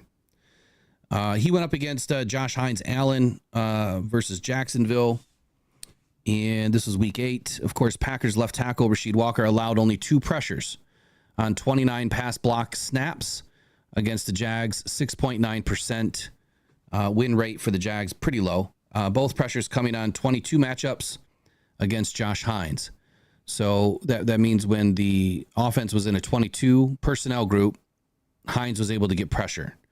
It was Hines Allen's first game since week 3 that he failed to generate pressure on over 10% of his pass rushes against an offensive lineman, minimum 10 matchups or, throughout a game. So Rasheed Walker obviously plays, let's see, what side of the offense does he play? Left tackle. Left tackle. So that could, if Josh Pascal's back in, that could be Josh Pascal's assignment. Otherwise, not real sure who's going to have that assignment other than James Houston this weekend. Yeah, strongest side of their line is their right tackle, Zach Tom. The interior is not great. Like if you look at PFF grades, their center is sub 50. So that lends itself well to maybe even getting some pressure up the middle from DJ Reader or Liam McNeil. I think those are the guys that are probably going to be putting a lot of pressure. Now, but if you have a mobile quarterback like Malik Willis, if that pressure comes up the middle, it can be problematic as he can quickly get outside and get out of the pocket, that's where it's going to be really important for linebackers and safeties and our rookie cornerbacks to be disciplined. I couldn't agree more. Tomorrow I will highlight Packers offense and we'll get into Lions offense as well tomorrow. And then if I have time a little bit later today, we'll get into a little bit more on the Lions defense, but Lions defense for sure on Sunday morning. Once we know a little bit more of what's going on with this injury report, I'm interested to see what happens with Josh Pascal. All right, let's talk some fantasy football. What's going on in week 9? So this is all pretty much you today. Why don't you lead it, talk about it, and tell us what you're thinking for the weekend, starting tonight, Thursday night game. Who do we got tonight? We've got the Texans at the Jets. Have you seen the line for this game, the Texans at the Jets? I have not looked. What? Don't look. What do you think it would be? I would say Texans at Jets. Texans at Jets. I would say Texans by 7. Texans are underdogs tonight. What? Texans are 1-point underdogs. How is that even possible? I don't know. Oh, wait, I know how. They got Brad Allen roughing tonight. I'm dead serious. I think this is the first night that begins the 6-game stand with Brad Allen only reffing the Jets. Interesting. Yes. And that was my call. My conspiracy call of the season was that when Brad Allen has to do a 6 or 7 game homestand or whatever it is, he's traveling with the Jets basically, that we're going to see this resurgence of the Jets into the picture. What is the reason for this? I don't know, but that's when I looked at their assignments earlier. That's what it had shown. I don't think it's changed. Let's find out. Wow. I didn't know they made them six weeks in advance. Yeah, I gotta find it. I gotta find it again. I'm seeing. Let's see, week 9. No, Sean Hockley's tonight. Is he? Yeah. Brad Allen's got the Commanders at the Giants. Because maybe it's next week. Yeah. But anyway, a very fishy line. I don't know how the Jets are favored to beat anyone. Wide receiver like Diggs isn't worth enough to the line to warrant that move with him being out. So I would normally be jumping all over the Texans to bet this game, but something tells me something's off, and so I'm a little worried about it. So I'm actually going to hold off. Where did you get your football assignments from? Did you go to Football Zebras? I'm at Football Zebras, yeah. Yeah. Okay. Yep. So it looks like we got Sean Hockley tonight. Scott Novak is where you can typically count on unders. So Cowboys Falcons could be a good underplay. Isn't it crazy how refs can? Novak. I'm sorry. Isn't it crazy how refs can really interrupt? What's going on in these games as far as how you're going to bet things or the trends and paying attention to how many penalties they call. Like, what was it, 2 weeks ago? Or may have been, I think it was 2 weeks ago. The Lions had like even calls, but the ref crew that came in called it usually 50-50, like 50% for each team. And it ended up that way. Mm-hmm. It was against the Vikings, I believe. I believe it was the Vikings game. Yeah, and I think everybody knows is the world was quite vocal yesterday, the Lions world, that we've got Clete Blakeman again Yeah. for the Lions Packers game again at Lambeau in a big spot. So anyway, on to fantasy. So last week, I think the theme here is National Tight End Day. I think everybody heard about that, right? Yep. Like it's George Kittle 5-6 years ago sort of established this as an unofficial holiday for the tight ends. And what we're seeing now is like coaches are kind of buying into this and they're wanting to look out for these guys, right? So we had 13 different tight ends score a touchdown last week. 3 different games saw tight ends from both teams score a touchdown.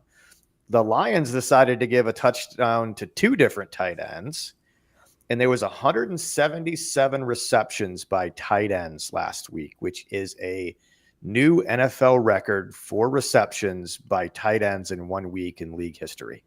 Hold the phone here. Like, so they called it, the tight end holiday, whatever, National Tight End Day. And then offensive coordinators schemed to all the tight ends, and defenses couldn't stop it. So I think next year I'm going to bet on tight ends. The no job. I think I saw this quote somewhere. I wish I remember who it was, but nobody has done a better job of marketing themselves than the tight ends of the NFL. Like they've really created this holiday, the fourth Sunday in October as National Tight Ends Day. And the tight ends are in the ears for the offensive coordinators. Come on, give me one, right? And they did. Like we've seen the trend last year too. There was a little bump up for National Tight Ends Day, but this was historic in how many tight ends scored touchdowns and how many passes were caught by tight ends last week. I don't think it's a coincidence. That's craziness. So, yeah. So interesting thing there. As far as some of the hits from last week, we hit on all 4 of our tight end positions. Like that was our big win. We had 4 positive tight end performances. All of them came through, especially Kate Otten. And of the 4 tight ends we listed last week, all had touchdowns and combined for a total of 5 touchdowns. That was across David Njoku, Kate Otten, Evan Ingram, and Sam Laporta. Nice work, man. Nice work. However, we got some misses too. I did not provide very good quarterback plays last week. So Jordan Love got injured. Okay. Not much you can do about that, but both Geno Smith and Caleb Williams really let me down in very favorable matchups. Now we did hit on Bo Nix, Kyler Murray, and I'll even give us Jared Goff because he did have 3 touchdowns, but only 85 yards didn't help us much. So we missed a little bit on the quarterbacks. Overall, running backs was a pretty good position for us. We had Achane, we had Jacobs, we had Connor. I would say all positive on those. We had Chase Brown and Breece Hall, which was pretty neutral, and then we missed on Javonte Williams rather, just didn't hit there. So those are the big hits and misses from last week. I think we think about where things are trending for this week. I think if we start with some players that maybe could be trending down or have had some negative influence throughout the course of the week. We'll start with Zay Flowers. I think he's going to be fine for this week, but that Deontay Johnson pickup was really smart from the Ravens. Yeah. That one came through late last night, didn't it? I think it was 2 nights ago, but yeah, recently. But what I'm seeing the Ravens doing and what I'm seeing the Chiefs doing is they're making trades. They're not mortgaging their future on these trades. Like they're not giving up the farm for these guys. But you can see them preparing not for what's on their schedule, but who they're going to face later on in the playoffs, right? They're starting to beef up and recognize where these weaknesses are. And it's not necessarily, again, like what they're look at on paper now on the schedule, but who are they going to be facing when the tournament gets here? And so you start to see the teams who, what I would call front runners on the AFC side, making deals, right? And so I think, and certainly hope the Lions are going to follow suit for that. But there is going to be some negative regression for Zay Flowers. There's going to be more targets that are going to get filtered to Deontay Johnson. I think he's still fine. He's viable, but I would certainly call it a downgrade. I think we're talking about the Packers. Dontavian Wicks is the odd man out here. 28% route share. That's not good for a wide receiver if you're counting on him in fantasy anymore. With everybody back healthy for the most part, Dontavian Wicks is certainly on his way out, at least of our fantasy lineups.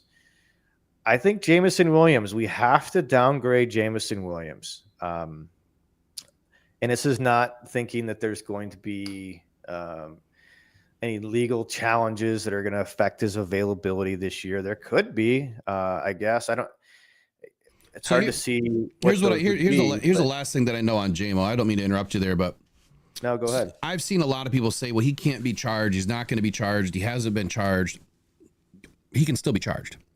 Yeah, he could be charged. So just because you're let go, it's still documented, and charges could open up.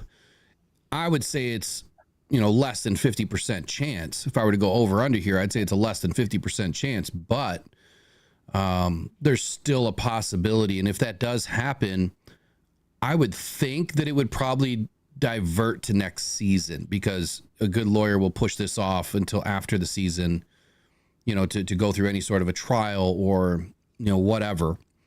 And I don't know that the NFL would be willing to hand out a punishment, just like they did with Rashee Rice. They didn't punish him, and he went through way worse, in my opinion.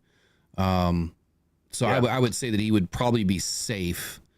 And there was some good news. Jared Goff said this is a non-issue. Dan Campbell seemed to be okay, but at the same token, what else are they going to say? What else are they going to say? I think to your right, though, he could still be charged, but the problem is getting any sort of conviction on this is going to be very difficult for any district attorney when you think about, well, you had him and you let him go, right? How then do you go back 3 weeks later and then say, we changed our mind? Like, I don't think you're going to get. I don't think you're going to get anywhere with it. But the point of putting Jameson Williams on this trending down is this is a distraction. Like, this is something he's going to have to deal with in the background. That takes away from things. Jameson Williams hasn't proven to be this mentally strong person who's going to block this stuff out, take vengeance. Maybe he is, but it's just giving me a little less confidence that he's gonna continue trending upwards from here. I'm not necessarily saying he's gonna get phased out and not perform, but it's, I'm certainly more apprehensive if I've got him on my fantasy team that this distraction could linger. Yeah, and let's make sure we're clear here. Like, we're talking fantasy football right now. Correct. Right. So, right. Yeah. Jared's words are just fantasy related. As far as personal feelings or, opinions on the situation at hand, I think everyone has kind of already beat it to death here and spoken about it. A lot of us aren't happy. We're worried for the kid, and I think that's the term, kid, right? He's not grown. 23 years old, I think. Yeah. He has not grown where we would have expected him to be right now, but let's just hope he can move past these things. Again, there was a good interview with Dan Miller that I caught this morning, and I'm gonna review it later again, but I think it was on Woodward Sports, if I'm not mistaken. And he kind of said the same thing, that I was saying. Would you invest in Jameson Williams right now? And the answer is no. The answer is no, because you just don't know what you don't know. Like, is this going to change? And that's the whole thing. When I said that I was out the other day, I'm out. I'm trusting him right now because I keep getting the door shut in my face. But all right, we'll walk away from that one. Want him to be successful. Want him to take the top off defenses. Want him to score fantasy points. Like, yeah, we want that. I just, you've also got to look at it as to, are you going to put your money there? Right. I don't know. And then lastly, Chuba Hubbard. Jonathan Brooks is coming back. His practice window was opened. And so I anticipate that Chuba Hubbard, he's not going to be the future there in Carolina. So I think they're going to start to get Jonathan Brooks some looks. And so Chuba Hubbard, I think, would be trending down. If not this week, the week after. You know who's trending up? Broderick Martin. Broderick Martin. I'm just kidding, man. I was just trying to be funny, but yeah, Broderick Martin. His window's open. His 21-day practice did window. it? Okay, Yeah, so he's good. back. Nice. He's back. I like it. I like it. That's a body we need in there for sure. Yeah. Trending up. We'll go through these quick. Matthew Stafford. He's got his weapons back. If you need a streamer for a quarterback, he's certainly viable. The receivers for Cleveland, particularly Elijah Moore, Cedric Tillman. There's a proficient quarterback back there now. Jameis Winston's going to make mistakes. He's going to throw picks, but he's got some weapons and he's going to sling it, which is good for fantasy. Lamar Jackson, if you got another weapon, I mean, that's just going to be another wrinkle the defense is going to have to prepare for. And obviously he's going to be able to be active in both aspects of the game. I think the Colts wide receivers take a nice bump up, particularly Michael Pittman, Josh Downs. Another quarterback play is going to make a big deal. You're also not going to have the quarterback running it as much, which means he's probably going to throw more passes. So both of those guys look good. And the Eagles. So I'm going to be a bit more blanket on the Eagles, but the Eagles skill players, particularly Hurts and the running backs, their fantasy football schedule down the stretch, playoffs and championship, Panthers, Commanders, Cowboys. You're looking at favorable matchups for the Eagles as you get into the fantasy playoffs. And so I certainly look at the Eagles had a very impressive game on the road last week against Cincinnati, who can put up points. The Eagles are just one of those teams that are quietly 5-2. They're in the mix. And I think we're going to see the Eagles down the road in the playoffs. Hopefully in Detroit. I do. Interesting. I think the Eagles end up winning that division. Well, I don't think there's any doubt that they can't win the division. Let me take a look at something real quick. So at 5-2, in essence, they're a game behind us. They certainly have a much more favorable division schedule than we will have. And I think they're gelling right now offensively, especially with Saquon Barkley. They can run the ball and they've got weapons on the outside. They're built on offense very similar really to us, except they only have really one running back. We have two. Right. But they've got better receivers right now than we do as well. So I think they could be a problem. We just need to make sure they're coming to Detroit. Yeah, so I think that's the thing for me is I don't think I doubt that the Eagles are going to make the playoffs. It's just where do the Lions finish? Because if we finish as the 1 seed, because I think it's either going to be 1 or 3. Where do the Eagles line up in that boat race, if you will? It might be a little too early for me to do some projections, but maybe I'll do a mid-season projection tonight. And take a look at all the standings and kind of see what we're looking at. It's a good point, man. I'm not afraid of the Eagles. Are you afraid of the Eagles right now?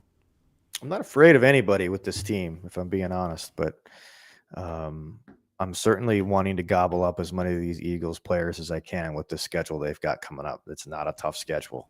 Yeah. Not a tough schedule for the Eagles. So that's really it. We can skip the waivers. Waivers have already run. So I know we're a day late. So we can skip that. When I look at DFS targets for this week for cash, I'm looking at Jaden Daniels and Matthew Stafford as big plays. On the running back side, Bijan and DeAndre Swift. Wide receivers, Drake London, Malik Neighbors. I also like Cedric Tillman at 4.3. Hopefully he can put on another big performance like he did last week. And then at tight end, David Njoku would be my cash go-to right now. In terms of GPP, so and where we want to be a bit more exotic and what we're going with, I'll go with Jameis Winston at quarterback. Kirk Cousins could also be a good play against Dallas, especially if you want to stack him up against a bad Dallas defense. Devon Achane should have a good game against Buffalo. Now, Josh Jacobs, we're pretty good against the run. I don't think a lot of people are going to be running to roster or own Josh Jacobs for DFS this week. But I do think, regardless if it's Love or Willis, I think Matt LaFleur who's very good offensive game planner, is going to do his best to protect those quarterbacks and take some pressure off of them. And I think that could equate in the form of some running plays we haven't seen yet, but also screen game. I think could also play a big factor, knowing that linebackers running out in coverage is not a strength of ours. So no, it's not. So let me ask you a couple questions on Josh Jacobs here. So let's just say strictly ground game, run game. Is 80 yards and a touchdown good for that position if you're to slide Josh Jacobs in? 80 yards, a touchdown, and maybe he gets 35 yards through the air. Is that good enough to take Josh Jacobs right there? It's good enough to take Josh Jacobs, especially if that is also 3-4 passes caught for that 35 yards. Yeah, so I think that's probably his PPR. I think that's going to be his max output, no matter who is in at quarterback this weekend. If it's Malik Willis, I think it would be even less. But my take, max output on the running game, you're right. I think maybe 80 yards and a touchdown. Where I'm a little bit more concerned is the screen game, short pass game, where whether it's Love, they want to protect him, right? And if they can bring him out of the backfield on a Texas route up the middle, something like that, a screen pass, get our young defensive line maybe a bit over aggressive, then I think he could actually, his ceiling would be like 6 catches, 60 yards in a touchdown through the air, which is where, we would have to have for us to be able to properly leverage Josh Jacobs being low owned in a GPP lineup. Again, we're trying to go places where we think we can have that there's a chance, a strong probability for a success that nobody else is taking. Right. Yeah. And that's where the GPP side, I wouldn't play him in a cash game, but a GPP to do a zig whenever there's zag, the ceiling's certainly there. Yeah. Yeah. Looking at some of his reception stats so far, the Lions do tend to let up a few more screens than they should. To your point, our linebacker play, depending on what scheme we're running this weekend, if we are in man, that screen game seems to open up a little bit more for our defense than if we're in some sort of a boxed zone scheme where we have somebody facing, the quarterback. So we'll see. We'll see what happens. Yep.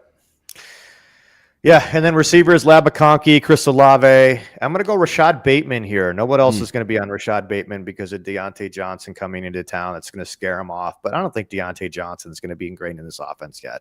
So let's try to get one more week of Rashad Bateman when everybody else is off of him. Also looking at Sam Laporta for reasons we talked about. I don't think Jair is going to be in the slot much. I think we can probably get some things from Sam Laporta, especially without J-Mo. And then Noah Fant, he should be back, should be playing, should be healthy, going against the 30th ranked defense against tight ends. And so I'm going to take a shot with Noah Fant. Love it. I love it. And I'm really loving what I'm seeing that's coming up next. Yeah, you're probably looking at some old notes. We did lose last week in the Rocked On Fantasy League. Darn it. We did. We have fallen as of now, I believe, just out of the playoff race, which is okay. We got plenty of time left. Right now, we are in. We're 4 points out of the last playoff spot. Well, that's not bad.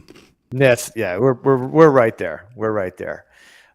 We did lose 146 to 132, so a decent amount of scoring. Tough games. And then this week we don't have any bye weeks. We do have Jameson Williams suspended. We've got a questionable quarterback and Jordan Love. But I think we're going to have a pretty solid lineup rolling out here. We're going to roll out Trevor Lawrence, and I'm probably going to stick with Trevor Lawrence even if Love plays. The re-injury, I would factor is still there. So I'm going to go ahead and run with Trevor Lawrence. I want to take just set it and forget with Derrick Henry, Bijan Robinson. We'll have Terry McLaurin playing against the Giants, which should be a good matchup. We'll have DJ Moore playing against the Cardinals, which should be a good matchup. Dalton Kincaid. Dolphins have been pretty good against tight ends, but he's not somebody that we're going to sit. We'll have Chase Brown against the Vegas Raiders at home. I feel pretty good about that. And we are going to have a decision on Calvin Ridley at home against the Patriots.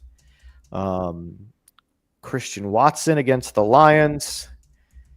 And potentially, depending on if he plays or not, Gabe Davis.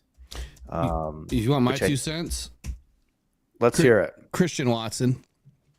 The Lions are going to give up some yards. I don't care who's quarterback, and Christian Watson seems to find his way to get open. But I'll dig into some more stats later. But you'll make the right decision. Obviously, I don't know if Calvin Ridley is he healthy enough. He he certainly played well against us last week. The injury report is a little bit weird. So both him and Pollard played well last week against us, and both were surprisingly not practicing yesterday. Yeah. So I'm a little worried about what's happening there. I know he's quite disgruntled in that offense. They aren't playing as well. I think he's just a noise. He's a noisemaker, really, when it comes down to that stuff. And I don't know if we're getting the best version of Calvin Ridley. And so my lean right now was to Gabe Davis to stack in with Trevor Lawrence, given that Christian Kirk is out. Brian Thomas is beat up. But he still has a questionable tag, so I want to see how that plays out throughout the course of the week. The other option is dariussmith from Miami going against Buffalo. So he's put together a couple of nice games here recently, including week 7. He had 26 points, 7 catches, 96 yards, and a touchdown. And again, you get 1.5 points per catch for a tight end in this league.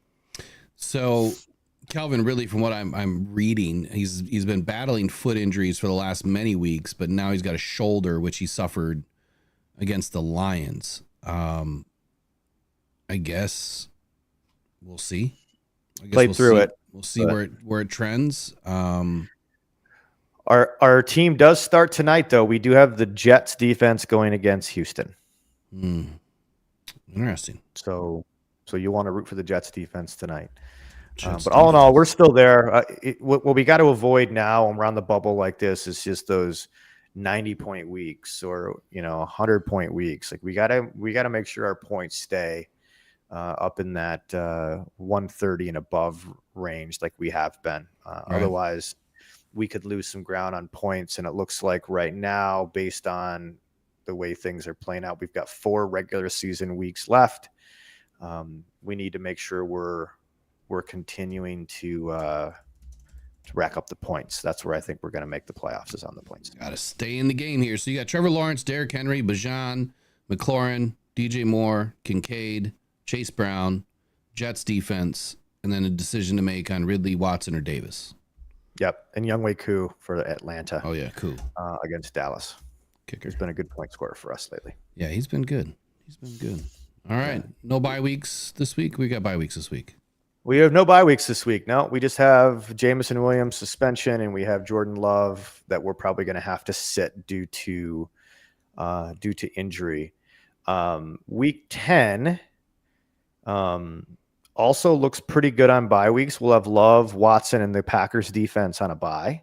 Week 11, no bye weeks, but week 12, which is the final week of the regular season, we will have on bye Trevor Lawrence, Bijan Robinson, Dalton Kincaid, Chase Brown, Koo, the Jets defense, Algier, Gabe Davis, and Juwan Johnson, all on a bye.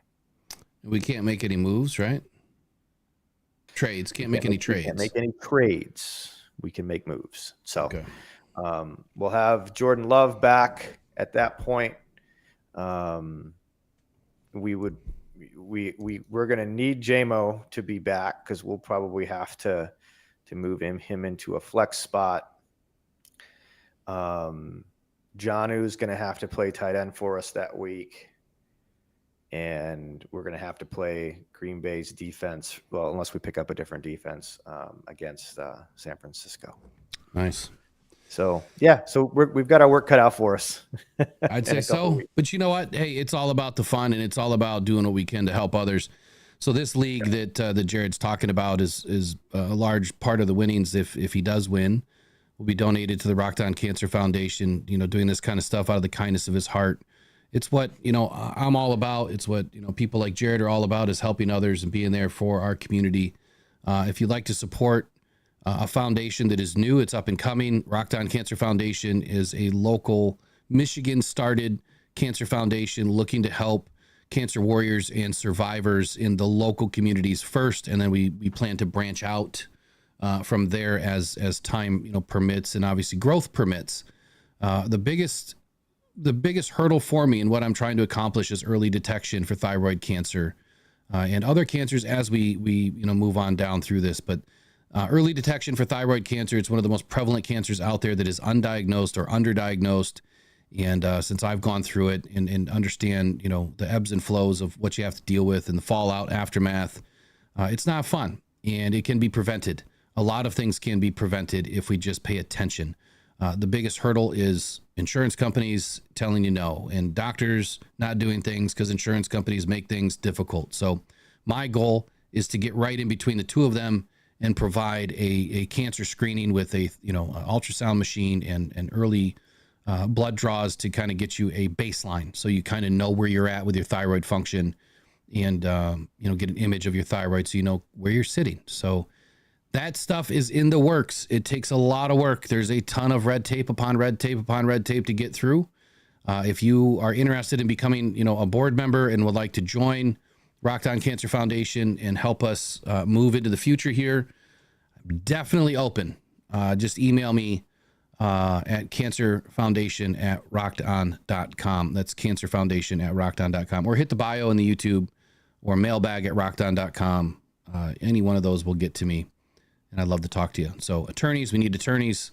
We need people that are familiar with foundations and how to run it, people that do events, golf outings, stuff like that, raffles, fundraisers, anybody that has interest or has experience that would like to get involved or willing to pound the phone to get donations. Look me up, and we'll get you working on it. Jared, as always, appreciate you. What else do you want to finish with? Last minute here or so. Takes of the week, takes for the Lions game, takes on fantasy, whatever you want. 31-23 Lions. That's what I want to finish on. 31-23 Lions. All right, I like it. Where I'm at. So we're gonna win by 8. I love it. I'm not going to put out my score just yet because I still have to put out all of my picks for today. Yep. Which I plan on doing, and I plan on probably doing it with a pop-up that's going to happen here pretty soon, because I've got to give away another mini helmet. So if you haven't subscribed, please do us a favor. Like, subscribe, share the channel to a Lions friend or a Bears, Vikings, or Packer foe, and get them to subscribe as well. But subscribe and be ready for the pop-up, because we got to give away a mini helmet, and the only way you're going to know is if you've turned notifications on and you subscribe to the channel. Appreciate everybody joining in today. According to Jared, Lions win. I think the Lions are going to win too. I think it's going to be a tough game, but we'll find out a little bit later where I'm at as far as the point spread and how much the Lions can win by. Jared, have an excellent day. Of course, I appreciate all the work that you're doing on the back end here and supporting Rocked On Cancer Foundation. We'll catch you in the next one, buddy. Sounds good, man. All right, take care. Good luck. Yeah, we'll see you. All right, so for the last part of this, I think I want to review. I do want to review what the Detroit Lions went over yesterday in the players' media, but I think I'm going to do it in a separate video or a separate live or something. So I'm going to get to that. I'll get it up and running here in a little bit this afternoon, and we'll have some fun with it. Tonight we've got. Here, let me get this screen changed. Tonight we have members only media or members only tape review of last week's game. And we'll probably look at some of the Packers stuff too tonight. We might as well do a little bit of crossover. It'll be at least an hour. I'm going to try to pick out at least 4 or 5 plays from both sides, offense, defense, and have some fun with it. Tonight, I'm going to schedule that, I think, at 8 p.m. And you should get notified if you're a member. I'll open it up to all members tonight. I think we've got over 100 members or whatever that would probably like a chance to see some of this stuff. So jump in. There's no ads. It's just us having fun watching some game tape, and it's all provided through your membership. Do us a favor though, like, share, subscribe. We'll see you guys in the next one. Happy Halloween. Take care. Bye-bye.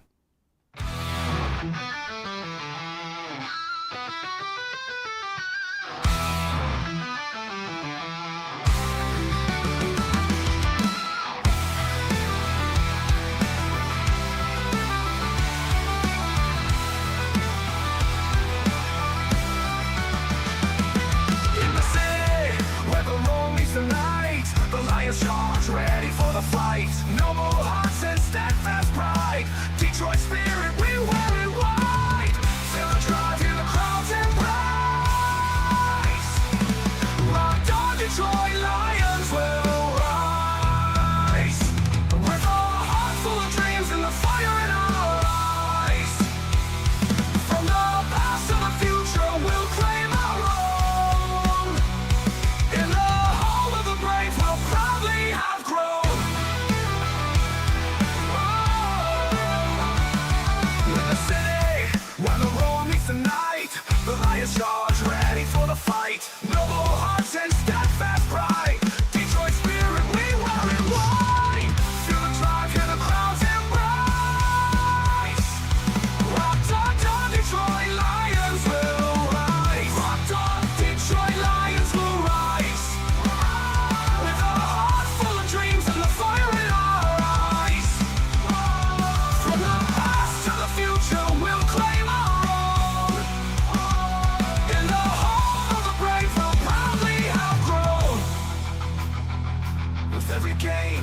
We rise and unite, fueling the passion, igniting the light. Through highs and lows, we'll stand as one. Our legacy, a tale that's just begun. Together